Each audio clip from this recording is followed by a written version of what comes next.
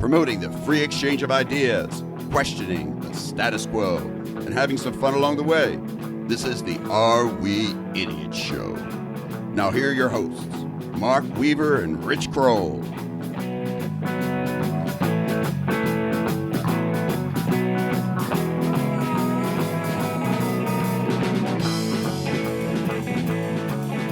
Hello again, everyone, and welcome to the Are We Idiots Show and another episode.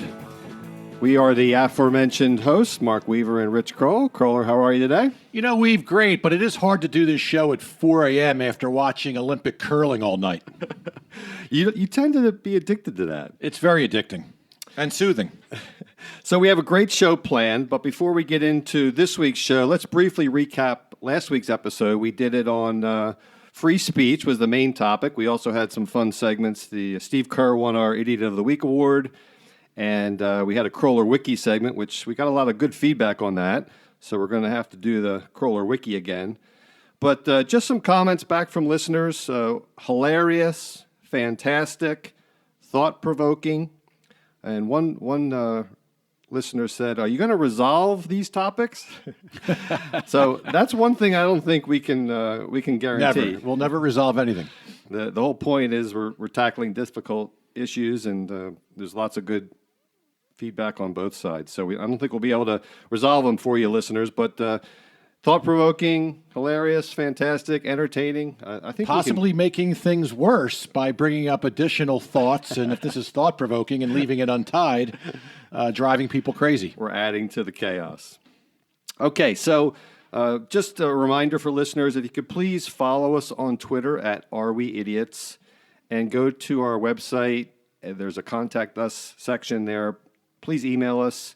We'd love to hear from you. We'd like to know what your comments are, pro or con, and if you have suggestions for future episodes, please do that as well.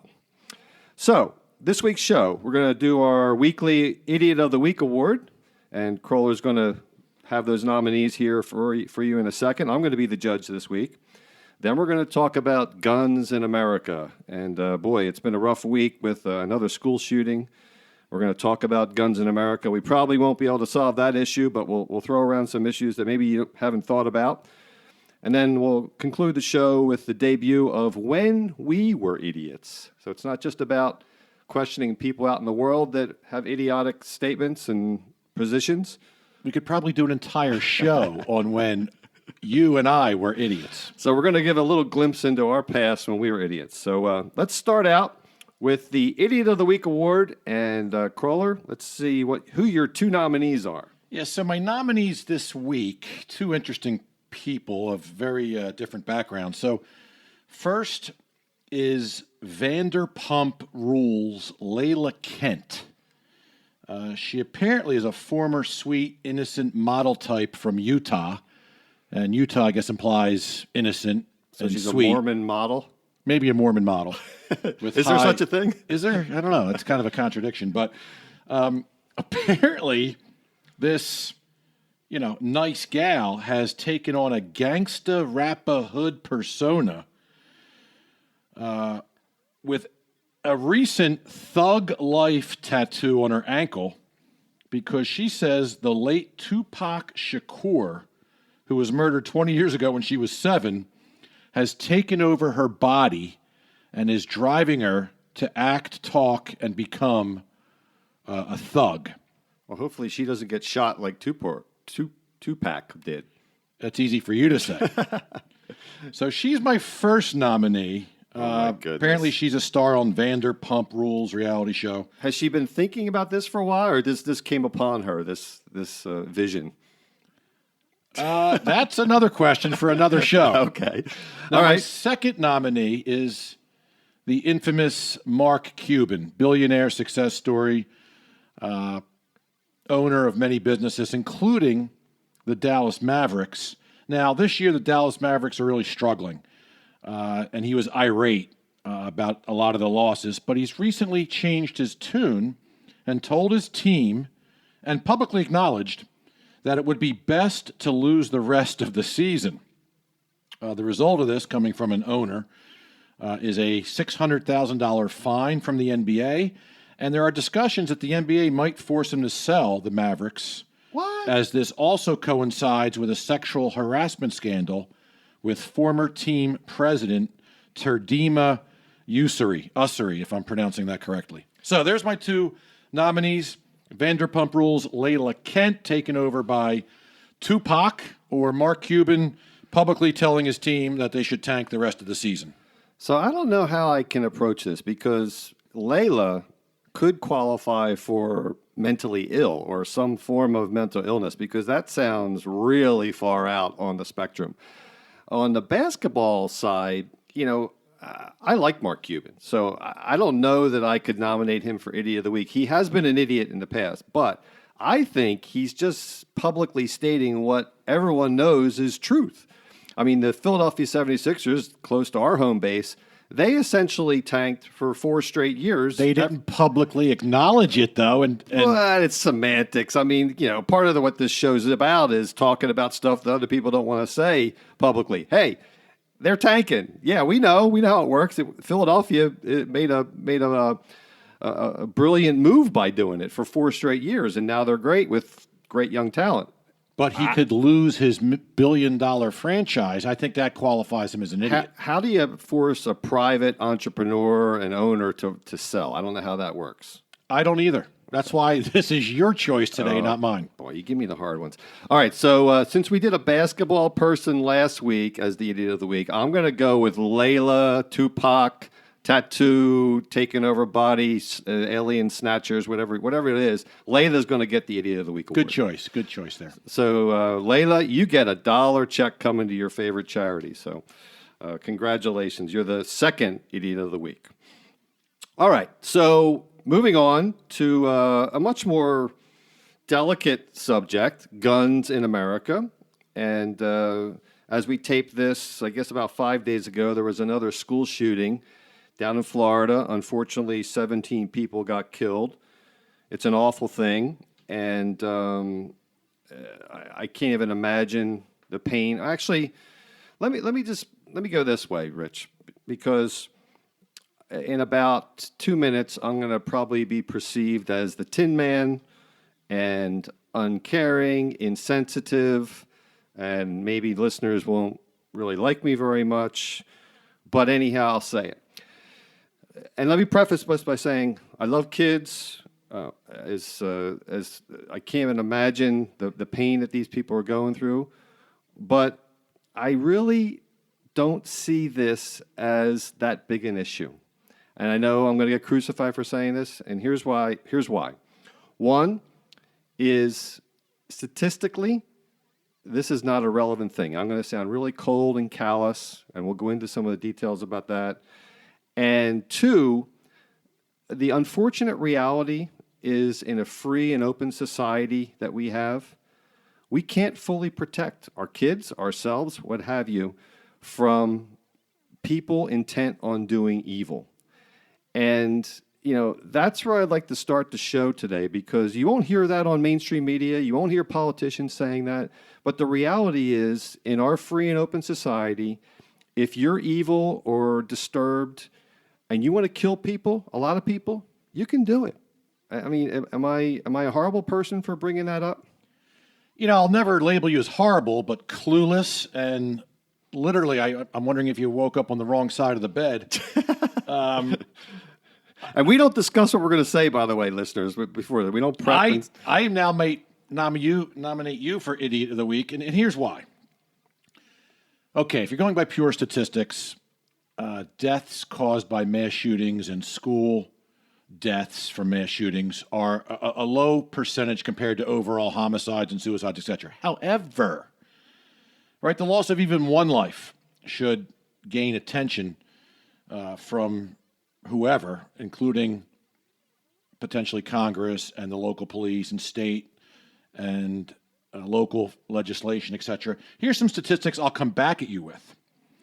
So since Sandy Hook Elementary School shootings in Connecticut back in 2012, there have been more than 1,600 mass shootings, killing more than 1,800 people and wounding more than 6,400. Not all in the U.S., but... This is U.S.-based statistics. Okay. Now, so we've, America has a unique gun violence problem, and that's why it needs to be addressed, and it's not a statistical anomaly. I'll hit you with some more statistics. So we have way more guns and gun deaths than any other developed nation. The U.S. makes up less than 5% of the world's population, but holds 31% of global mass shooters. And Americans make up less than 5% of the world's population, yet own roughly 42% of all the world's privately held firearms.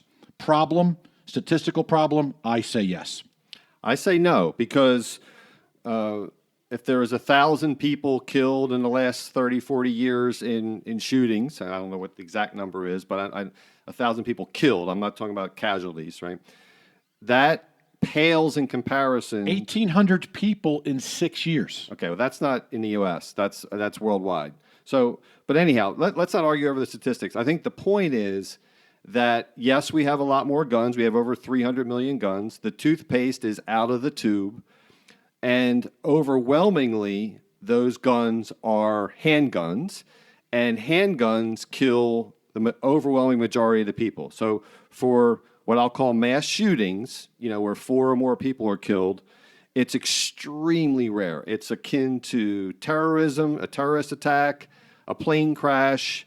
It's really not worth worrying about. You're much more likely to die slipping in your bathtub than to even witness a terrorist attack, let alone be a murder victim of a terrorist. So are you saying, based on statistical analysis, that this is an issue we really don't need to address and just wake up to the same pattern where a school shooting happens, once a year, twice a year, 3 times a year, whatever the case may be?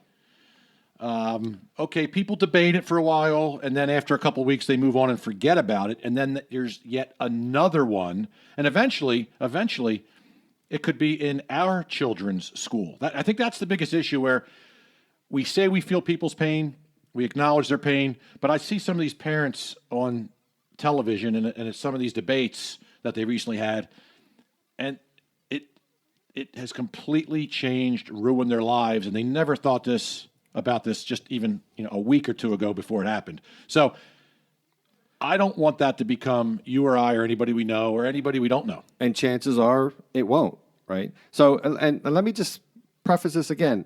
Rich, my wife and I have lost a child, right? There's no more painful event in life that I can imagine. We went through it. It was not in a school shooting, but it was a sudden, unexpected death of our firstborn. And it totally changed our life. I literally probably cried every day for 6 months. It changed my perspective on everything. It was awful, right? So I'm not being unsympathetic. All I'm saying is it's not something that I worry about, this coming to my kid's school. Statistically, it's not a high chance that happens. I'm perfectly for putting armed guards at schools, doing more background checks. Privacy laws prevent a lot of the mentally ill from being exposed. So I'm for all of that. All I'm saying is it's not that statistically relevant. It's not likely to happen, just like terrorist attacks and plane crashes. And at the end of the day, if you're intent on doing evil in our society, you can kill people, whether it's by assault weapon, handgun, knives, truck bombs, mowing people down with a rented U-Haul. I mean, it can happen. All right, so let me change the position here a little bit. I think we're pigeonholing the discussion about the Second Amendment around school shootings and mass shootings. Yeah, that's probably true. So that's one important segment to address related to the overall topic. But let's get back to the Second Amendment and the type of violent crimes committed by the highest gun population in the world. So do me a favor, read the Second Amendment. Well, for time's sake, I'll just basically summarize it first of all, the founders had nothing to do when we founded the Second Amendment about hunting or target shooting or any of the kind of sportsman activities that a lot of people bring into the conversation today. The Second Amendment was put in place because they wanted the natural right of self-defense, and they wanted to resist an oppressive government or a potentially oppressive government. Now, I would argue that most people don't even think that's an issue today. You could say that we should be concerned about that over the long term. Countries around the world take away people's guns, and the oppressive government has a monopoly on force, and we can go down that rat hole if we want to. But I would say that the natural right to protect yourself is still viable today, and most, even progressives, don't want to take away that right. Agreed. Now, this goes back to our discussion last week about the First Amendment. In my opinion, common sense needs to be applied, and I know you'll say, who's common sense? Yeah, I'm going to start calling you Thomas Paine now, because didn't he write Common Sense? You're going to be Rich Kroll writes Common Sense. I feel like I've been taken over. My body's been taken over by Thomas Paine. I'm going to get a Thomas Paine ankle tattoo. Here's the deal. Again, the Constitution is genius, but it was written I'm going to change it from 273 years, I was using last week, to 240 years, which is more accurate. Okay. But times have changed. Times have changed. The intent of the Constitution had no idea what to expect 240 years later with the advent of technology and evolution and people changing family dynamics and mental illness and everything else that goes into that. For instance, Hammurabi. You know Hammurabi. He had a code, didn't he? He had a code of ethics. He was the first programmer writing code. He was. He invented Fortran about 3,500 years ago. Hammurabi was actually genius for his time. He was one of the first people to profess someone innocent before proven guilty. However, to prevent crime or retaliation for crime, he came up with the famous eye for an eye, tooth for a tooth. Mm-hmm. It was really effective. But now, because it was effective 3,500 years ago, should that still be applied in today's world? Obviously, we know the answer is no. So, can some things be repealed, slightly changed? So like what? What is your suggestion? And I'll shoot holes in it. All right. So here's some suggestions about the Second Amendment. And I agree. Did I say amendment or amendment? I'm tongue-tied. Here's some thoughts. I got you flustered. You did. Here's some thoughts. Yes, it's the right to bear arms to protect yourself. Am I worried about the British government coming back and undoing the 1776 revolution? No. Yeah. Am I worried about North and South separation, okay, where they could take over, the government show up, and a rogue society, lawless society, take over my house? And no, right? So some of the reasons the Second Amendment was written do not apply any longer. We have a unique gun violence problem. It's not just about, although it is an offshoot with school shootings, but we have more gun violence, gun homicides, gun suicides than any country in the world. Okay, because we have more guns. Part of that is per capita stuff, and the other issue is, why do you think that, quote, changing laws will affect criminals? This is my other beef with this. People assume that if you make something illegal, it's going to deter a person set on destruction and homicide. They don't pay attention to gun laws. It's got to be universally.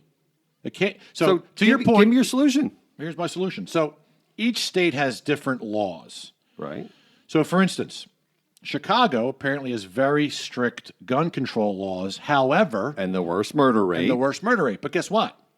42% of the murder rate guns come from other states, because you can go from Chicago next door to Indiana and buy a gun that you would not be able to acquire in Chicago and bring it back into Chicago with no repercussions. Yeah, and most of the heroin comes from East Asia. Most of the marijuana comes from We're going to build a wall, aren't we? We're going to build a wall.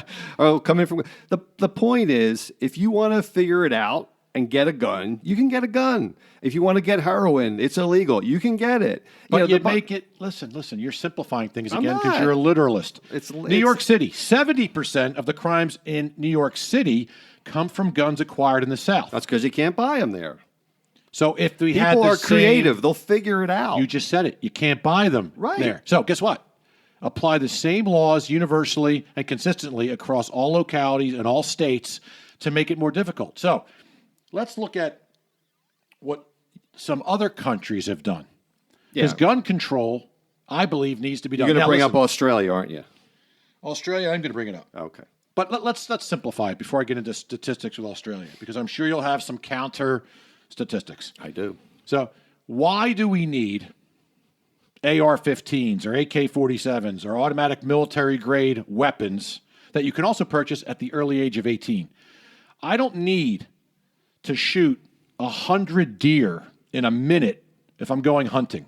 Right? I don't need to protect myself against a burglar with a knife with an assault rifle. I don't think we have any argument about that. We don't. I don't. Okay. No, but there's 100,000 AR-15s out there, and if a bad person wants to get one, they can get it on the black market or the underbelly of society.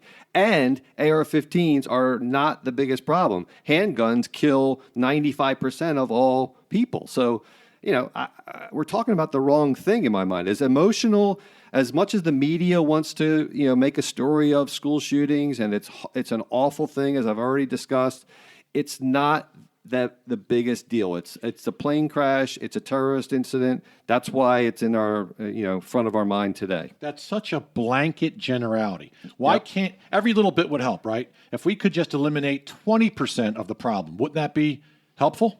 I don't know. If the problem is law-abiding people having it more difficult to get guns, no, I don't think it'll solve anything. If that's what laws do. They make law-abiding people obey them. If you're not a law abider, you won't obey them. They don't care if you're violating gun laws, if you're about to shoot someone. You think the kids in Chicago's streets care if it's if it was purchased legally or not? Or they don't care. Okay, so that you're forcing me now to go to the Australia All right. argument because you're such a nitwit sometimes. Go for it. So here's the deal. In 1996, a man walked into a cafe in Port Arthur, Australia, and opened fire on the crowd, killing 35 people, wounding 23. It was the worst mass shooting in Australia's history. So lawmakers responded with legislation across the entire country, universal and consistent for everybody, banning certain types of firearms, such as the automatic and semi-automatic weapons we discussed, and shotguns. And then the government went and confiscated 650,000 of these guns through a buyback program that many people were willing to do. Right. With very tough repercussions if you broke these new laws. And then on top of it, established a registry of all guns owned in the country and required a permit for all new firearm purchases. Okay? Which I'm in favor of, a permit for firearm So purchases. tell me why we're so different, right? We both speak English. Australians are big boozers and partiers like we are. We're similar countries as far as persona. Their firearm homicide rate dropped 42% in the 7 years after the law passed, and its firearm suicide rate fell by 57%. So, and one study showed that by Australian researchers that the buyback program of 3,500 guns per 100,000 people correlated with up to 50% drop in homicides and 74% drop in suicides. You got a lot of stats today, by the way. I am full of stats. I'm full of gas as well. So I would agree that you can make a marginal difference to law-abiding people if it'll catch in the net a few people. Like this kid in Florida was 18, evidently. If you enhance background checks, if you raise the age limit of buying these types of things, you can make a marginal difference and maybe make a difference in several people's lives. In the big scheme of things, though, my thesis is that criminals, if they're intent, will find a way. So we do nothing. So you're saying we do nothing. I'm not saying you do nothing. I'm just saying you try to do whatever you can. But these people coming on TV saying we got to make our school safe. The only way you make a school safe is make it look like a prison. You can't have a school look like a Ivy League university campus with green lawns and open airspace and have your kids safe. How about a police officer for every 500 kids or something? I think that's fine. I have no problem. But I put this in the parent test. If my kids were in that school and you got a call to say there's a shooter going to the school, would you rather have an armed guard there or not? I think there's nothing wrong with that. They have armed guard at banks. I mean, it's the old Willie Sutton, right? The old bank robber. When they finally caught him, they said, Willie, why'd you rob all these banks? He said, well, that's where the money was. It's the same thing with these psychopaths, right? These are soft targets, and they know they can make a big splash by killing kids. It's awful.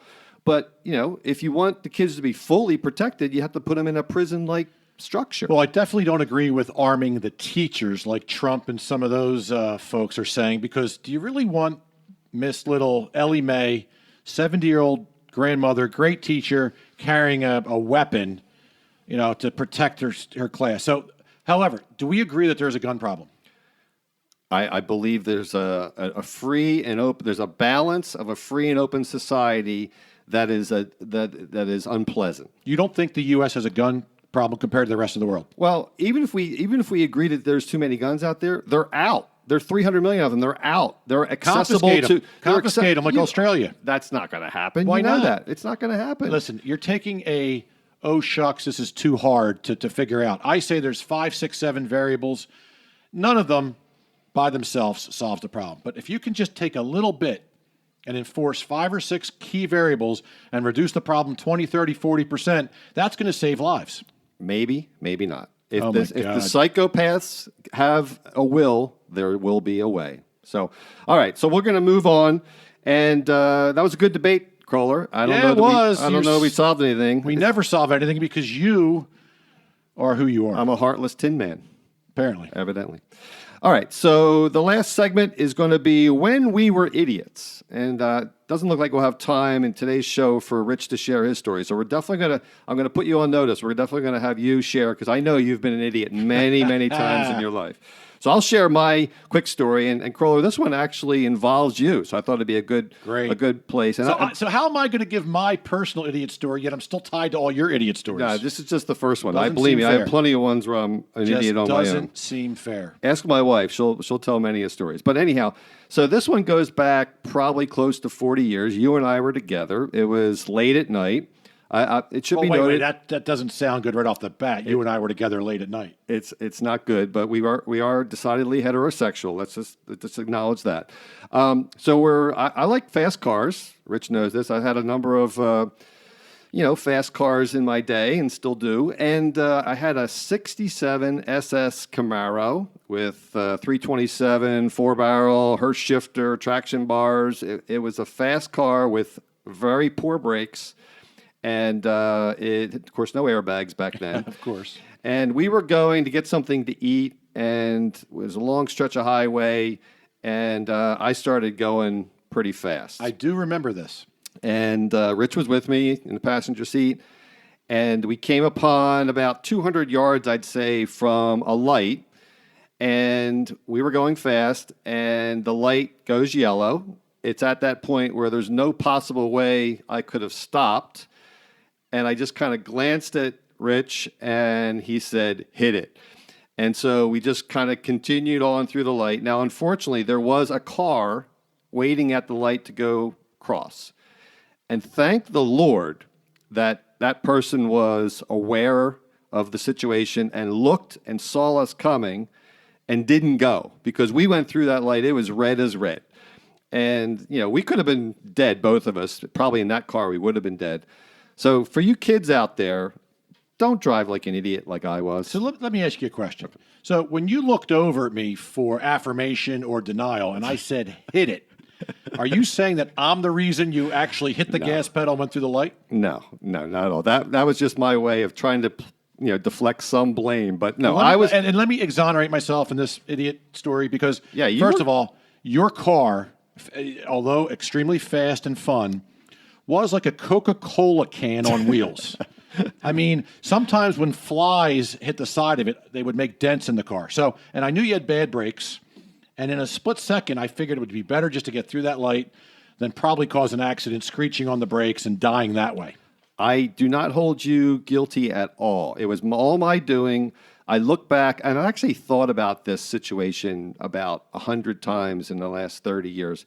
It's mortifying because that could have been it. It was stupid. I got to believe we were doing 100 miles, no, maybe not 100, 80 miles an hour minimum. Easy. And that was stupid, Was idiotic. that the first of our 9 lives that we used up? Yeah, that was stupid. So for all you folks out there, don't drive fast like I did. Or don't have a stupid car like he did either. All right. So any final comments other than I'm an idiot and I don't know anything about gun control? Now, here's the deal. I get the Second Amendment and why it was written, but I think times are different now. We live in a different society. We have way more guns and way more gun deaths than any country in the world, and therefore we can't just go, oh, shucks, and do nothing about it yet again. Okay. So we'll agree to disagree. As we close the show, I'd like to remind our listeners again, we'd love to hear from you on Twitter. It's at Are We Idiots? And then go to our website under the Contact Us portion. There's a form there. You can send us an email. We'd love to hear from you. Comments on the show, comments on our last show. Go back and listen to our last show on free speech. It was very entertaining. And then tune into our next show. We're going to talk about the role of the U.S. military. That should be interesting. You may hear some of my libertarianism come out. And Rich will probably shoot me down. I'll be on the opposite side of your argument yet again. I will just divulge a lot of truth on that show. Oh, boy. So periodically, as we close the show, periodically we're going to play a portion of a song.